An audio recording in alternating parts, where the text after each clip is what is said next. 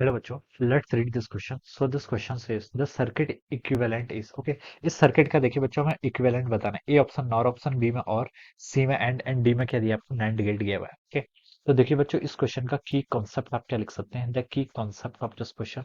आपको यहाँ पर इक्विवेलेंट गेट क्या करना है, फाइंड आउट करके बताना है। ठीक है, तो इस क्वेश्चन का की कॉन्सेप्ट आप क्या लिख सकते हैं, इक्विवेलेंट गेट लिख सकते हैं, या फिर लॉजिक्स भी लिख सकते हैं। ठीक है, हम क्या करेंगे यहाँ पर, बुलियन अलजेब्रा के थ्रू भी हम क्या कर सकते हैं, इसको सॉल्व कर सकते हैं। ठीक है, अब देखिए बच्चों, देखिए ये आपका सबसे पहले देखिए आपका क्या है, this is a NOR gate. Okay, ये क्या आपका एक नॉर गेट है। ठीक है, ये आपके मान लीजिए इनपुट्स हैं, ये आपका ए है, this is the B.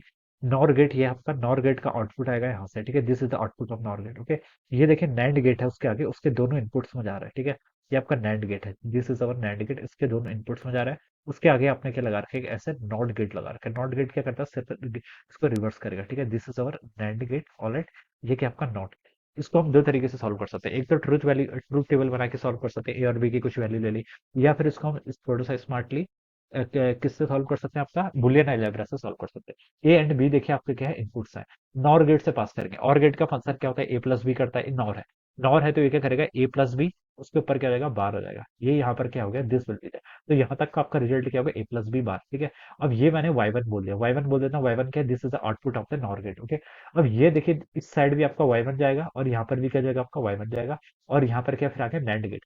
NAND gate का देखिए क्या काम होता है, एंड गेट का देखिए क्या ऑपरेशन होता है, ए बी करता है, this is the operation of A B. Okay, ऊपर से बार लगा देंगे तो आपका नैंड हो जाएगा। ठीक है, ए और बी के हैं, ये इसके मान लीजिए इनपुट है, और इनपुट देखिए दोनों के यहाँ पे ए प्लस बी का बार, और वाई टू बी के आपका, ये आपका वाई वन, सॉरी, ये भी आपका ए प्लस बी का बार। ठीक है, तो मैं यहाँ से क्या लिख सकता हूँ, जो आपका आउटपुट होगा वाई टू, यहाँ पर मान लीजिए आपका वाई टू आ रहा है फाइनल। वाई टू को देखिए हम क्या लिख सकते हैं, वाई वन और वाई टू का प्रोडक्ट, फिर ठीक है ऊपर से होल बार ये लगा सकते हैं। और वाई वन और वाई टू की वैल्यू कितनी है, ए प्लस बी के बार के इक्वल है। तो यहाँ से लिख लीजिए आपका ए प्लस बी का कितना हो जाएगा, आपका बार इंटू क्या हो जाएगा, आपका ए प्लस बी का बार। ठीक है, ये लिख सकते हैं, ये आपका हो जाएगा। ठीक है, और इसका होल बार कर लेंगे तो आपका वाई टू आ जाएगा। ठीक है, अब देखिए यहाँ से हम क्या लिख सकते हैं, इसको आप देखिए सिंपली क्या कर लीजिए, यहाँ से सॉल्व कर लीजिए। ठीक है, इसको हम यहाँ पर से सिंपली सॉल्व करके क्या लिख सकते हैं, देखिए यहाँ पर हम क्या लगा लेते हैं, अपनी डी मॉर्गन्स लॉ का यूज करते हैं। ठीक है, ए बी का अगर बार होता है तो हम इसको क्या लिख सकते हैं, ए का बार प्लस बी का बार लिख सकते हैं। ठीक है, तो इसको आप सिंपली ऐसे लिख लीजिए, ए प्लस बी का बार। ठीक है, प्लस आपका कितना हो जाएगा, ठीक है, का बार का होल बार है। ठीक है, उसके बाद एक बार और है,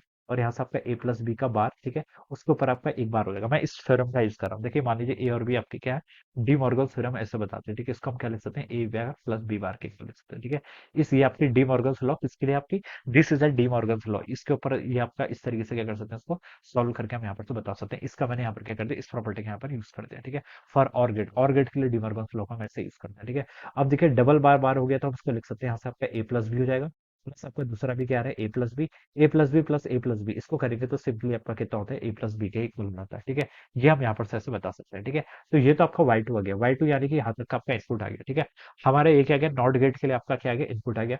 नॉट गेट का क्या काम होता है, नॉट गेट का ये काम होता है, जस्ट अगर आपका ए इनपुट है तो ये इसको क्या कर देता है, ए बार कर देता है। ठीक है, वन होगा तो वन को जीरो में कन्वर्ट कर देगा, जीरो को वन में कन्वर्ट कर देगा। और वाई टू, तो यहाँ पर जो आपका फाइनल आउटपुट है वो मान लीजिए वाई थ्री है, तो वाई थ्री बच्चों किसके इक्वल होना चाहिए, आपका वाई टू बार के इक्वल हो जाना चाहिए। ठीक है, तो वाई टू कितना आ गया आपका, ए प्लस बी, ए प्लस बी का आप क्या कर लीजिए, यहाँ से बार कर लीजिए। ठीक है, ये आपका जगह ए प्लस बी है तो कौन सा गेट है, आपका और गेट है। ठीक है, और ऊपर से आपका निगेशन ऑपरेटर आ गया, निगेशन क्या बताता है आपका, ये आपका एन लगा देता है, यानी कि नॉट लगा देगा।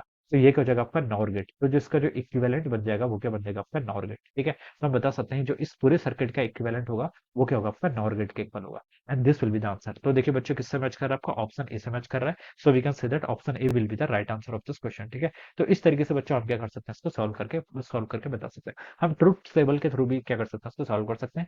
But this is the more, ये आपकी अच्छी टेक्निक है। Okay, so this is how we can solve this question. तो ये ऐसे सॉल्व करेंगे। सो ए ऑप्शन क्या होगा इसके corresponding correct answer. So I hope you all understood this concept. All the best and thank you so